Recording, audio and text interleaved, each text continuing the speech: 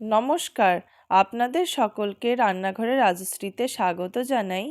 আজ আমি বানিয়ে দেখাবো রুই মাছের একটি রেসিপি ভুনা মশলা দিয়ে। এর জন্য আমি কড়াই গরম করে পরিমাণ মতো তেল দিয়ে দিলাম। এবার কয়েকটি রুই মাছের টুকরো ধুয়ে নুন হলুদ মাখিয়ে রেখেছিলাম, সেটা এবার ভেজে নেব।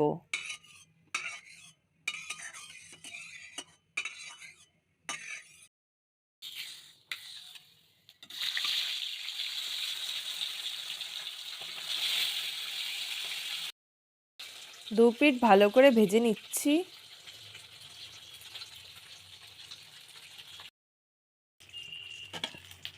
ভাজা হয়ে গেছে, এবার তুলে নিচ্ছি।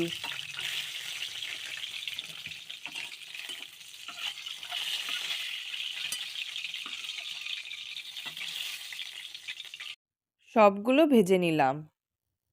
এবার একই তেলে দুটো শুকনো লঙ্কা আর তেজপাতা দিয়ে দিলাম। একটু নেড়ে নেওয়ার পর একটি বড় সাইজের পেঁয়াজ কুচনো দিয়ে দিলাম।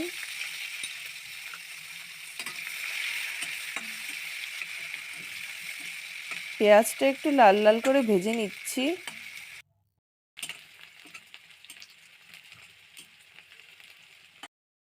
দু চামচ রসুন বাটা দিয়ে দিলাম।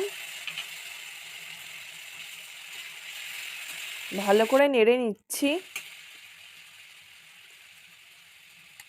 একটি বড় সাইজের পেঁয়াজ বাটা দিয়ে দিলাম। পেঁয়াজ বাটাটা ভালো করে ভেজে নিচ্ছি। এবার একটি পাত্রে 1 চামচ জিরে গুঁড়ো, 1 চামচ ধনে গুঁড়ো শুকনো ভেজে নিচ্ছি।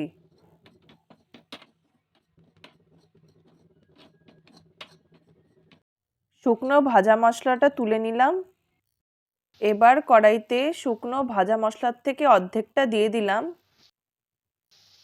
1 চামচ লাল লঙ্কার গুঁড়ো দিয়ে দিলাম। হাফ চামচ হলুদ দিয়ে দিলাম। আর হাফ চামচ কাশ্মীরি লাল লঙ্কার গুঁড়ো দিয়ে দিলাম। এবার অল্প জল দিয়ে মশলাটা ভালো করে কষিয়ে নেব।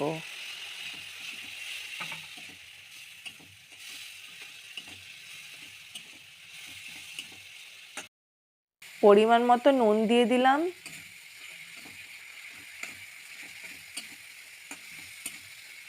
3 চামচ টক দই দিয়ে দিলাম। আপনারা খেয়াল রাখবেন যে দইটা যেন বেশি টক না হয়।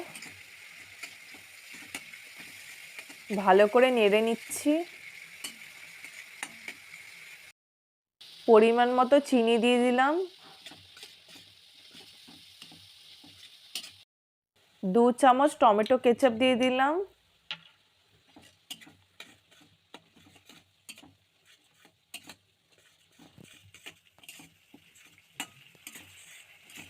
এক গ্লাস জল দিয়ে দিলাম।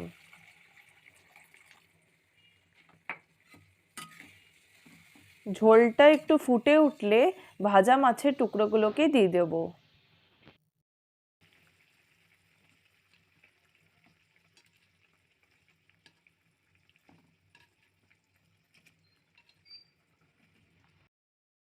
দু 3 মিনিট রান্না করার পর ভাজা বাকি মশলাটা দিয়ে দেব।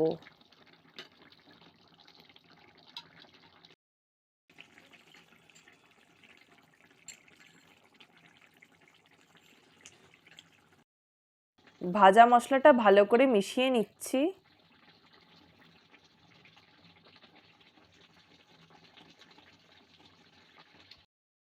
হাফ চামচ গরম মশলা দিয়ে দিলাম।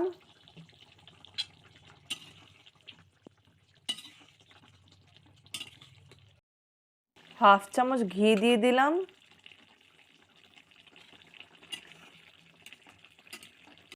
এবার ওপর দিয়ে অল্প কুচনো ধনেপাতা ছড়িয়ে নামিয়ে নেব।